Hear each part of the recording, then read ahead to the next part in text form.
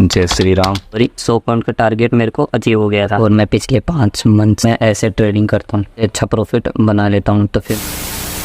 तो hello guys, मेरा नाम दिलराज है और मैं पिछले 5 मंथ से लगातार ट्रेड कर रहा हूँ।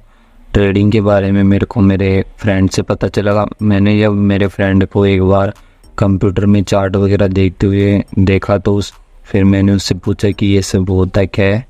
तो उसने मेरे को बताया ये शेयर मार्केट है, यहाँ से मैं शेयर मार्केट में ट्रेड करता हूँ और मैं यहाँ से अच्छा प्रॉफिट बना लेता हूँ। तो फिर मेरे को वो चीज़ बहुत ज़्यादा अट्रैक्टिव लगी।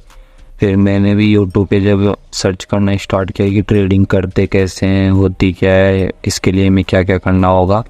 फिर ऐसे करते करते मैं पिछले 5 मंथ से लगातार ट्रेड कर भी रहा हूँ और सीख भी रहा हूँ। तो अभी मैं आपको दिखाता हूँ कि मेरा ट्रेडिंग करने का जो सेटअप है वो कैसे है।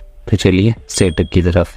तो गाइस, मैं राजस्थान का रहने वाला हूँ और एजुकेशन की बात करें तो मैं 12th पास आउट हूँ और फ़िलहाल मैं बीएससी कर रहा हूँ। उसी के साथ साथ मैं ट्रेडिंग भी करता हूँ। मेरे पास कोई लैपटॉप या फिर कंप्यूटर नहीं है, मैं बेसिकली मोबाइल से ट्रेडिंग करता हूँ। तो चलिए दिखाता हूँ आपको। ये है मेरा छोटा सा ट्रेडिंग सेटअप।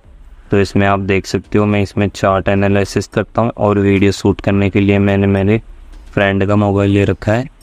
तो ये मेरा 8 तारीख का ट्रेड है। इसमें मैंने यहाँ पे ट्रेड किया था और ये मेरे को 100 पॉइंट